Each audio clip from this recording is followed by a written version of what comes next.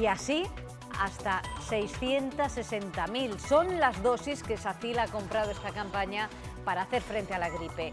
Es gratuita para los grupos de riesgo y el resto tendrá que pagar entre 5 y 7 euros. La inmunidad no está garantizada porque el virus puede mutar y por eso este año se ha optado por vacunas tetravalentes con 2 cepas de virus A y otras 2 de virus B. ¿Qué tal? Buenas tardes. Hoy vamos a tener un informativo muy sanitario y en clave de queja, como la que nos ha llegado desde los médicos de Burgos. En 2020 se habrán jubilado el 40% de la plantilla y el relevo, dicen, no está ni mucho menos garantizado. Tenemos 5.000 estudiantes de medicina licenciados que no pueden ejercer la medicina. 733 pueblos de Castilla y León no tienen tienda. Casi 90.000 vecinos no disponen de un lugar donde hacer la compra diaria. Hoy veremos la apuesta de la Consejería de Economía por solucionar ese vacío y, de paso, asentar población.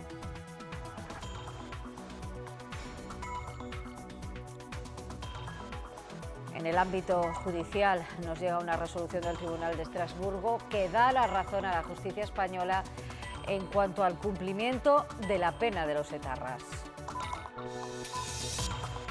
Estrasburgo rechaza el recurso presentado por 3 históricos etarras y confirma que el periodo cumplido en cárceles francesas no se descontará del tiempo de prisión a la que fueron condenados. La decisión evitará que una decena de terroristas queden en libertad. La Seminci siempre ha tenido muy buen ojo para elegir a sus participantes a concursos. Hace 19 años se proyectaba el corto de un joven realizador español que ya impactó entre el público. Hoy, ese joven es uno de los directores más taquilleros del mundo, fichado por el mismísimo Steven Spielberg. Para Antonio Bayona, regresa a Seminci. Esta tarde recibirá junto a Iciar Bollaín, Eduard Fernández y el programa Días de Cine la espiga de honor del festival. Antes, por la mañana, ofrecía una clase magistral. Y en cuanto al tiempo, ya lo ven, la estabilidad sigue instalada en la comunidad. El sol va a volver a ser el gran protagonista esta tarde. Las temperaturas de nuevo alcanzarán valores relativamente suaves. Las máximas rondarán los 22 grados en muchas localidades, aunque las mínimas van a seguir bajando poco a poco.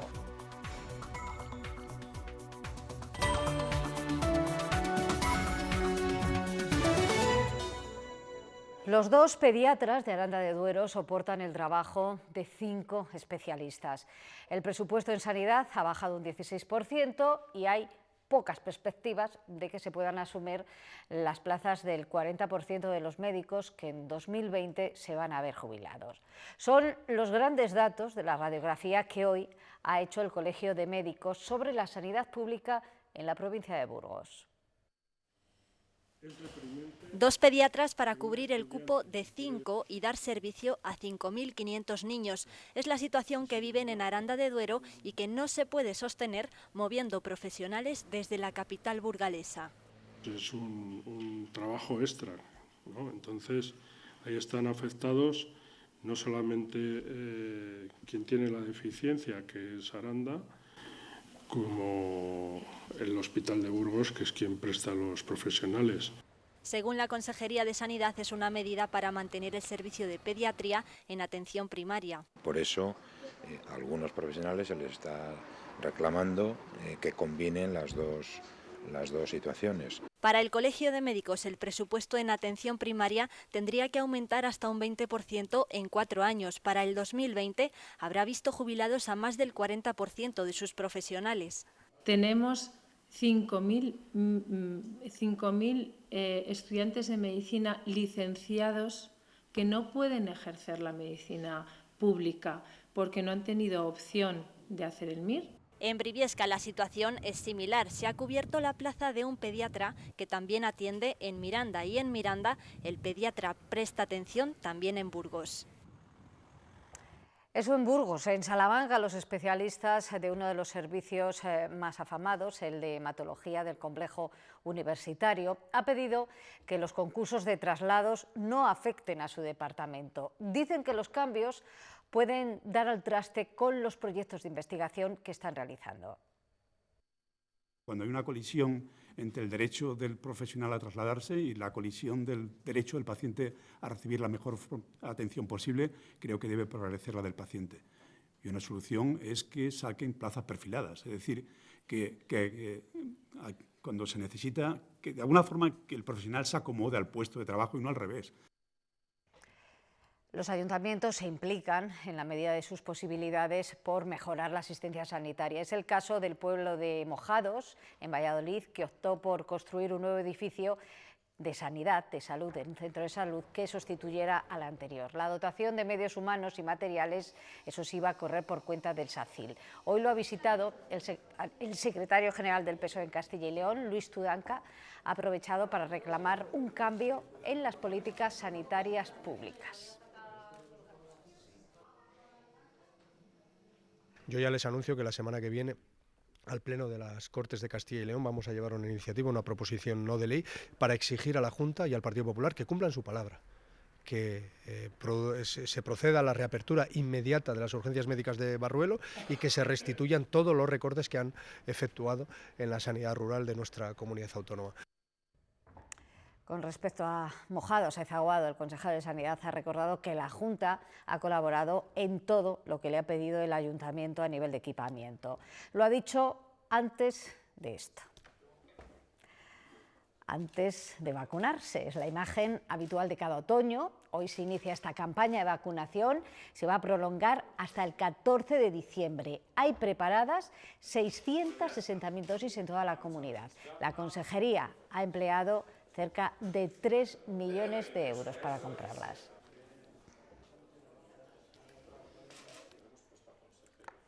La campaña de la gripe arranca este año sin la amenaza de las enfermeras de no suministrar la vacuna mientras no se regulara su capacidad para recetar algunos medicamentos sin necesidad de que un médico avalase su decisión. Nos vamos hasta un centro de salud. Teresa Gavilán, buenas tardes. Esa reivindicación parece que ya tiene respuesta.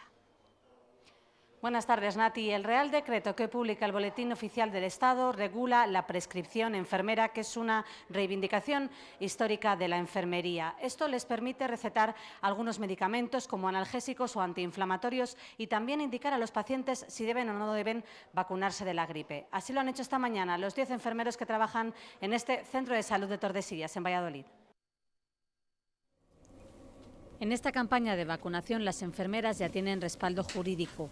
Pues listo. Son ellas quienes dispensan la vacuna y ahora también quienes la prescriben. Ver si esa persona realmente entra dentro de la edad que le corresponde recibir esa vacunación, qué tipo de vacuna tiene que recibir, si es mayor de 65 o menor de 65. Además, con el Real Decreto que aprueba la prescripción enfermera, pueden recetar y usar ciertos medicamentos sin el diagnóstico del médico.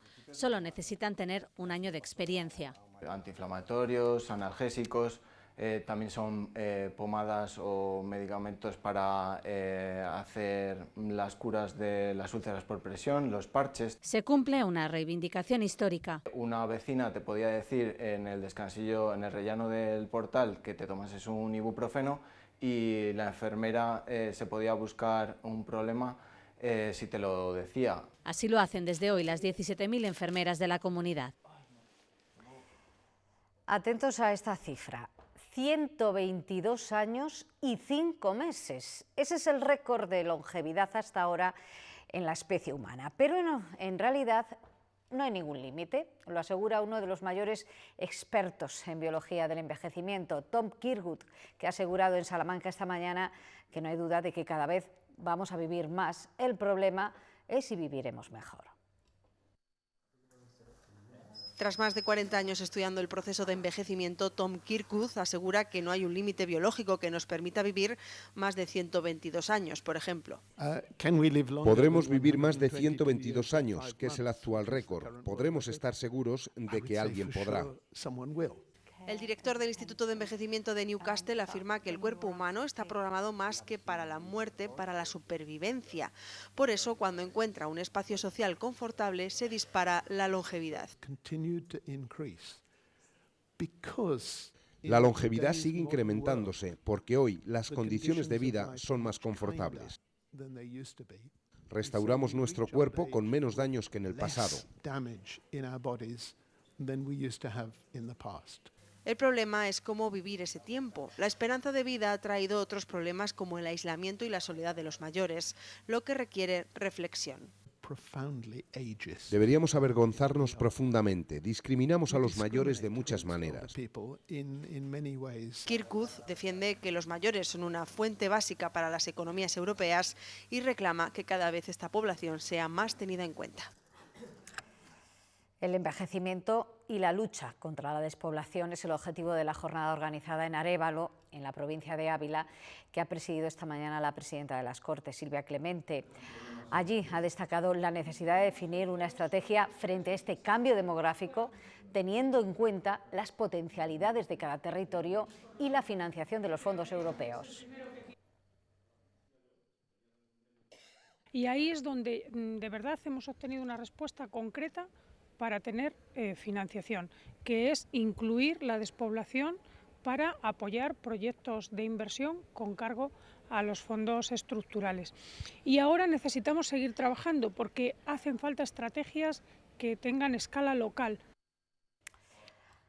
Se buscan emprendedores que quieran abrir una tienda de alimentación en cualquiera de los más de 700 pueblos que en Castilla y León no la tienen. Es una de las estrategias comerciales que ha puesto en marcha la Consejería de Economía y Hacienda para crear empleo y fijar población. Algo tan sencillo como ir a comprar un paquete de macarrones es imposible para 86.000 castellanos y leoneses. En muchos de los municipios de nuestra comunidad autónoma apenas existe ni siquiera una tienda donde puedan comprar la gente que vive allí los productos de primera necesidad. En concreto, en 733 localidades, pero este grupo de empresas de distribución comercial se ha propuesto acabar con eso. Sabemos que hay mucha desertización de la zona rural, pues de la gente que se va hacia la ciudad y, entre otras cosas, porque no tienen servicios. Y lo que buscan son emprendedores, personas que se hagan cargo de la tienda de alimentación del pueblo. Nos hace falta un emprendedor con ganas, lo demás lo ponemos nosotros, el producto, la formación, el sistema informático, es decir, tenemos todos los medios para que ayudar a esos emprendedores. En estos establecimientos también tendrían cabida los proveedores locales. El compromiso es que en los pueblos no se venda más caro por esas dificultades que a veces tiene el transporte de lo que se está vendiendo en las ciudades. La Consejería de Economía subvenciona hasta el 80% de lo que un emprendedor pueda invertir en un nuevo establecimiento.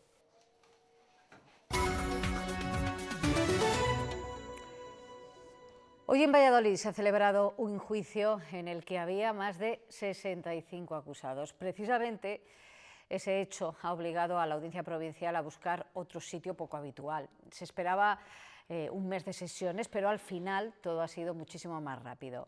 Siguiendo ese juicio ha estado nuestra compañera Eva Elvira. Buenas tardes. Buenas tardes. El macrojuicio se ha celebrado en un sitio distinto a la audiencia provincial, en concreto en la Feria de Muestras, en la sala en la que nos encontramos, debido a la gran cantidad de personas que tenían que sentarse en el banquillo de los acusados. Había más de 65 acusados, 60 han acudido hoy a esta sede judicial y 4 de ellos están acusados en rebeldía. Todos los que hoy han comparecido han llegado a un acuerdo con la Fiscalía. Un lugar diferente para lo que iba a ser el mayor juicio celebrado en Valladolid en cuanto a número de personas sentadas en el banquillo, 65. De ellos, 57 han pactado sus penas con la Fiscalía, reconociendo los hechos y consiguiendo rebajas en las penas iniciales. Así se ha repetido la misma dinámica para ellos. ¿Y está usted totalmente de acuerdo? Sí. En ese trámite de conformidad no desea pues que se continúe este juicio y pide que se dicte sentencia en los términos de conformidad acordados. Exactamente. Otro reside en Bélgica y deberá acudir a la audiencia el próximo 29 de octubre para firmar su conformidad. Y será ese día cuando se notifique a todas las partes las sentencias acordadas. Las penas oscilarán entre la más baja, de 5 meses y un día, y la más alta, de 5 años. Y será firme, pues acusados y abogados han señalado que no piensan recurrir. Hay otros 4 que continúan en busca y captura. Están declarados en rebeldía. Cuando se les localice entrarán en prisión y serán puestos a disposición de la justicia. La operación Árbol se desarrolló en el año 2013 y la policía desarticuló una banda dedicada a captar personas sin recursos, a los que situaba al frente de empresas ficticias. Con ello defraudaron a la Seguridad Social, cobraron el paro y realizaron otros actos delictivos. 2 de los huidos son cabecillas de la trama y uno de ellos era el propietario de una gestoría ubicada en el pasaje Gutiérrez. La peste porcina avanza desde el este y amenaza con poner en jaque a todo el sector cárnico de la comunidad. El problema va a llegar a las Cortes a través de una proposición no de ley del Partido Popular en la que exigirá al Gobierno de España que ponga en marcha un plan nacional de vigilancia. Entre ellas piden medidas de más control sobre la población de jabalí, que es la transmisora del virus. Actuación que exigimos sea coordinada, sea efectiva y sea inmediata. Lo realizado hasta ahora por parte del Gobierno de España lo consideramos absolutamente insuficiente. Es fundamental que el Gobierno de España, que el Ministerio de Agricultura deje de mirar para otro lado, se tome en serio la amenaza cierta. Castilla y León incinera más neumáticos usados de los que gasta, concretamente 50.000 toneladas en 5 años. Para evitarlo, Podemos lleva a las Cortes una iniciativa con 8 puntos que pasan por incrementar los impuestos a las cementeras que desarrollan la actividad, fomentar el reciclaje o estudiar la calidad del aire en los entornos de estas empresas. Para evitar que Castilla y León sea una comunidad importadora de neumáticos para su incineración, y 8 puntos frente a esa resignación del consejero de Fomento y Medio Ambiente, que dice que no se puede hacer nada. No es cierto, sí se puede hacer. El modelo de diálogo social de Castilla y León se está exportando a Iberoamérica. Una delegación castellano y leonesa se encuentra estos días en Chile. Su primera reunión ha sido con el ministro de Trabajo.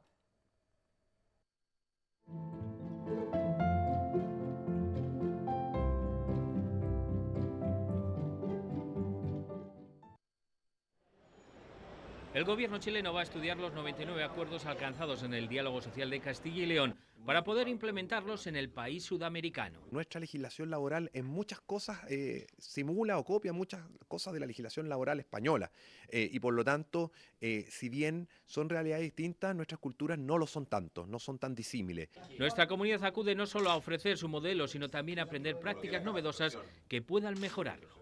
Porque nosotros queremos seguir también mejorando el nuestro y este modelo básicamente consiste en llegar a acuerdos, sobre todo pensando en las personas y que las personas se vean beneficiadas de lo que acordamos. Esa responsabilidad social que creo que es tan necesaria y yo creo que tan importante porque de esa manera se mejora mucho la vida de los ciudadanos. Y esa responsabilidad social la hacemos como institución en nombre de todos los empresarios. Este martes se celebrará una jornada de divulgación con los agentes sociales chilenos.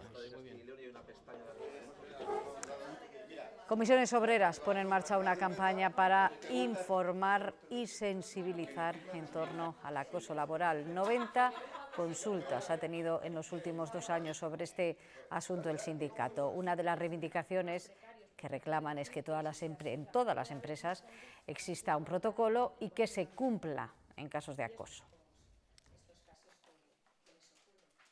Que se impulsase un registro de todos estos datos para saber realmente cuántas son las denuncias que se llevan a cabo, cuántas se solucionan, cuántas no, y que haya los protocolos, al igual que ocurre con los planes de igualdad, que hay un registro para que se puedan registrar, pues que también se tenga la obligación de registrar.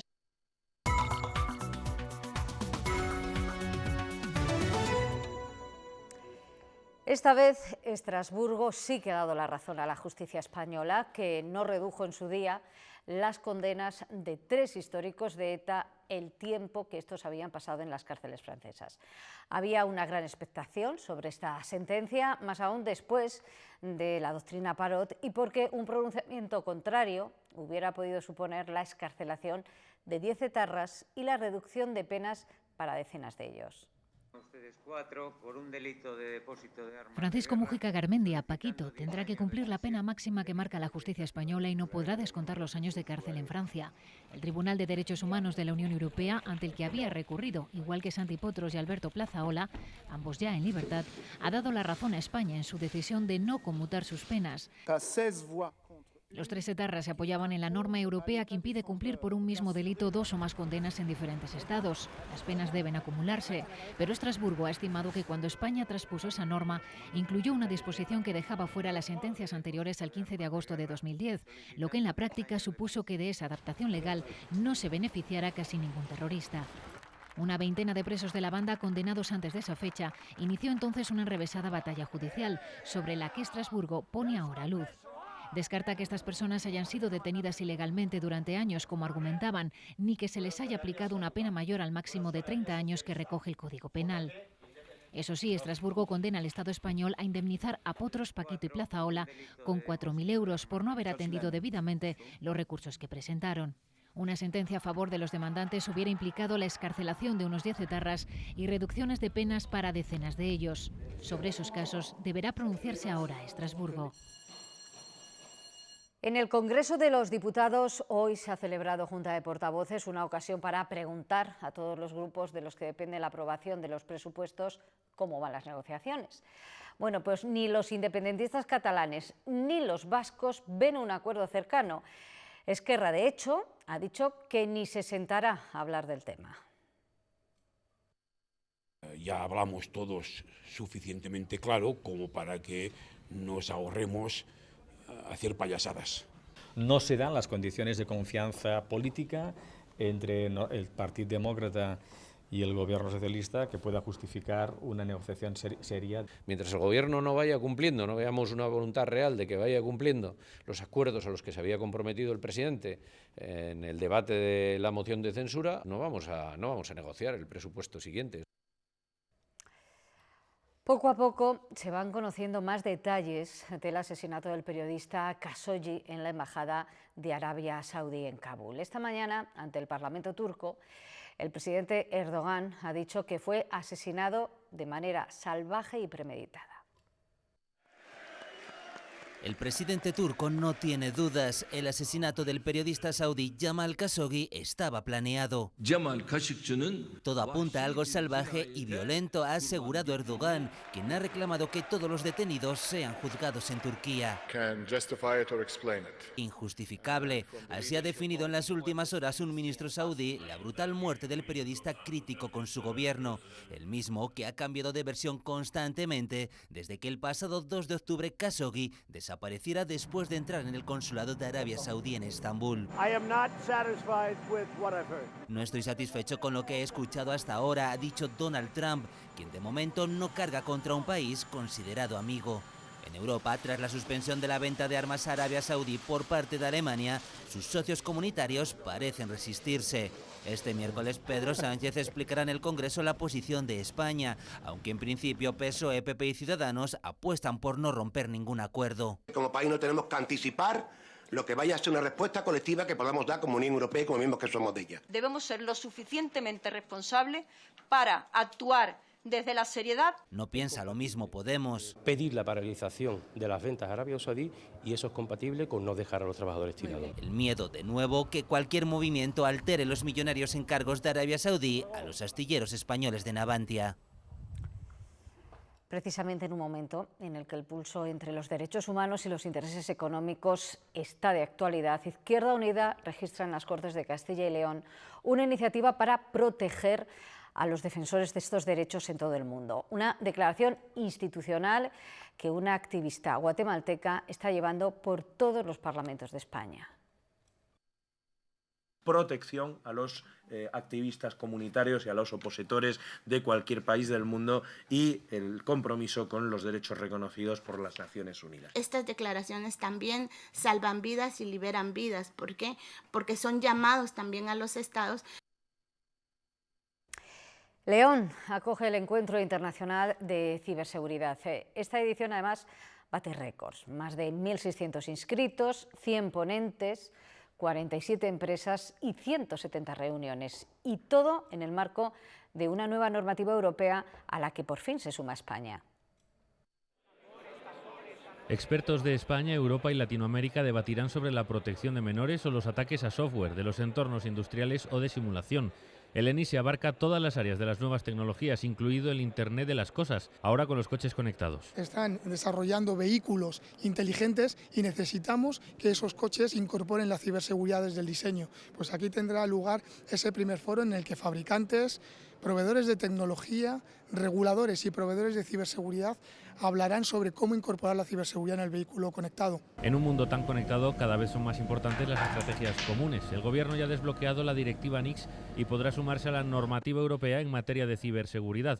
Permite homogeneizar respuestas y obliga a los operadores de servicios esenciales a notificar incidentes, lo que mejorará la prevención. Asumir con valentía los retos, colaborar con otros Estados y desarrollar un sector estratégico para garantizar nuestra libertad. España, de hecho, quiere liderar este sector. En materia de prevención, no en vano, el INCIBE ha pasado en 4 años de 2.000 a 100.000 incidentes detectados.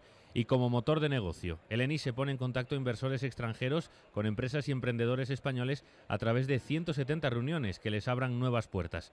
Bate récords de asistencia, con más de 1.600 inscritos, 100 ponentes y un sinfín de oportunidades de futuro. Hacemos ahora un llamamiento de servicio público. Nos trasladamos hasta el municipio abulense de Nava de Arévalo, en el norte de esta provincia, donde desde el pasado sábado se busca a un hombre de 47 años. Por el momento se desconocen las causas de su desaparición, mientras la Guardia Civil y vecinos de la comarca continúan buscándolo. Desde este frontón de Nava de Arévalo se está coordinando la búsqueda de Jesús, vecino de este municipio, cuyo dispositivo de búsqueda y localización se iniciaba el pasado domingo. Una desaparición que se producía el sábado a última hora de la tarde, tras la que se iniciaba el operativo preventivo de la Guardia Civil. Cerca de un centenar de vecinos continúan la búsqueda de Jesús Fernández, de 47 años, corpulento, aproximadamente 1,68 m de altura y 80 kilos de peso. El día de su desaparición vestía jersey de lana roja, pantalón de chándal gris y deportivas marrones. Las unidades intervinientes fueron unidades de seguridad ciudadana, el Servicio de Protección a la Naturaleza, la Unidad de Seguridad Ciudadana de Comandancia, especialistas en montaña, el Servicio Cinológico, la unidad de helicópteros y además hay que destacar la parte investigativa que la está llevando a cabo la unidad orgánica de Policía Judicial. Nada, es que indicios así nada, porque es que ahora nada, prácticamente. Tanto el pueblo como todo el mundo. O sea que se está portando todo el mundo muy bien.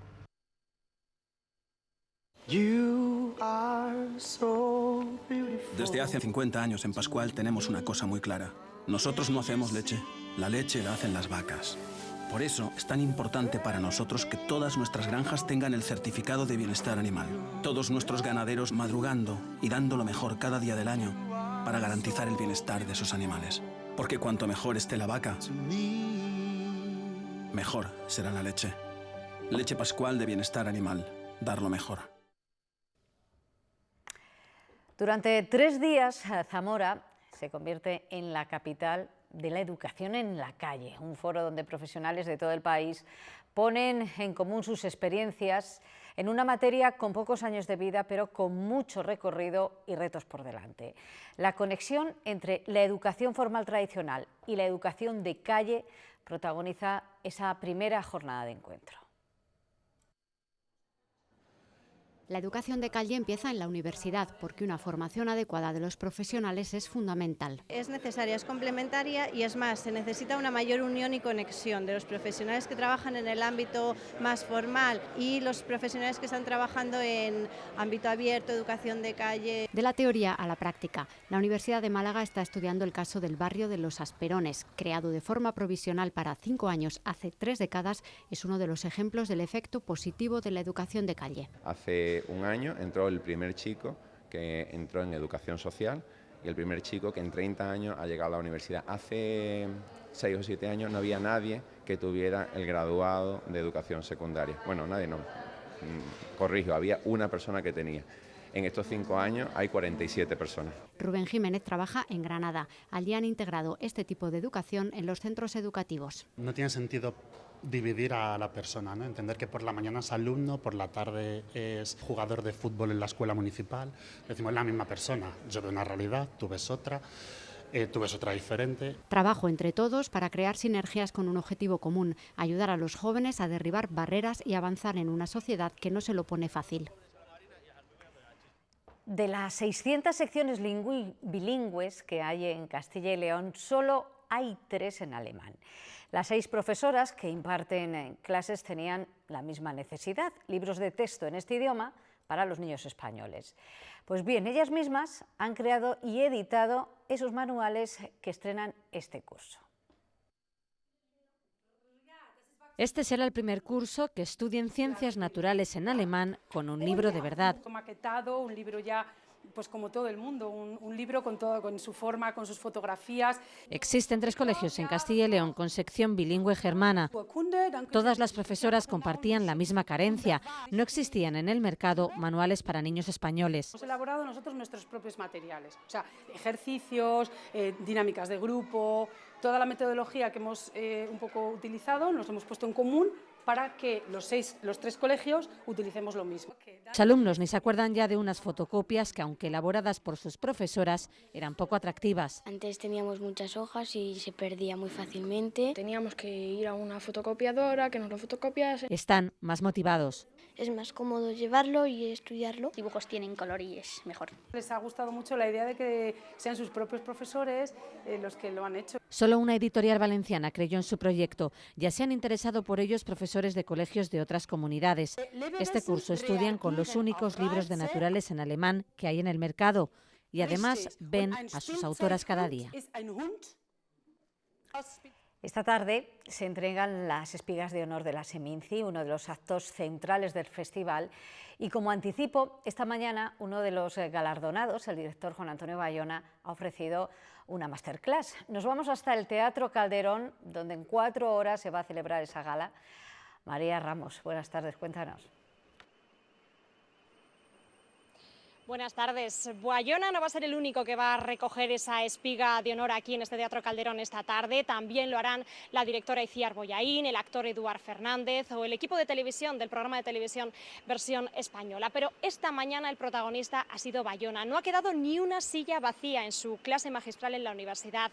Allí ha confesado que ya de niño era un apasionado del cine, que soñaba con rodar una película y lleva 4 largometrajes, 4 éxitos, tanto de crítica como de taquilla. Bayona ha pasado en menos de 20 años de proyectar su primer cortometraje aquí en la Seminci a rodar de la mano de Spielberg una superproducción en Hollywood.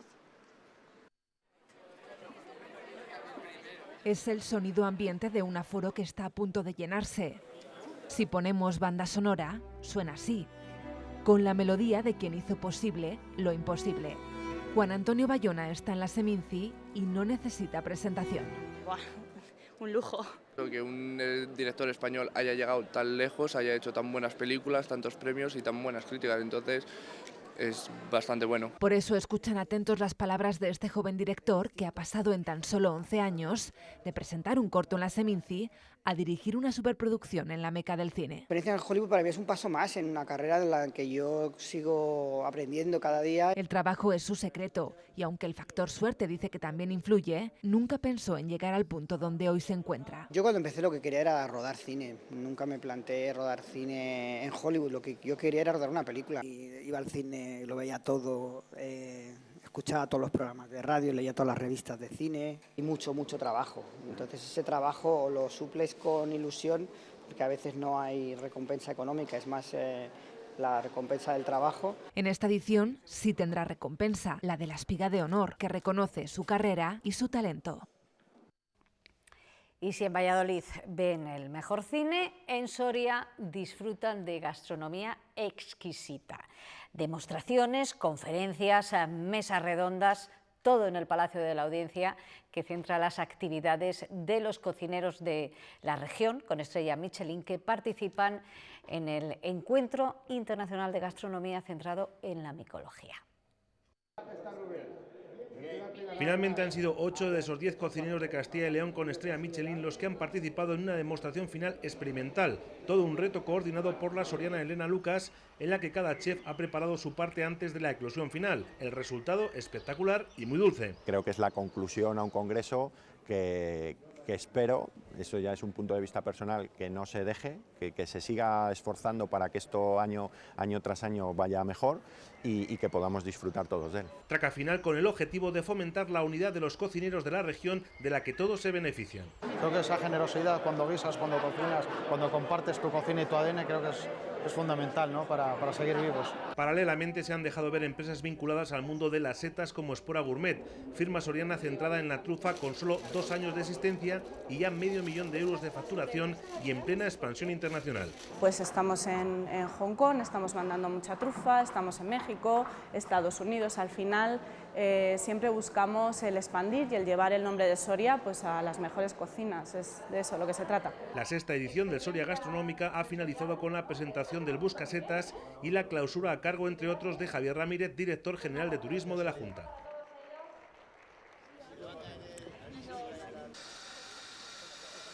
Este marcador colocado en el balcón del Ayuntamiento de Burgos recuerda desde hoy los días que faltan para el 8º centenario de la Catedral y restan exactamente 800 días para ese 2021, fecha en la que se cumplirán los 800 años de la Catedral de Burgos.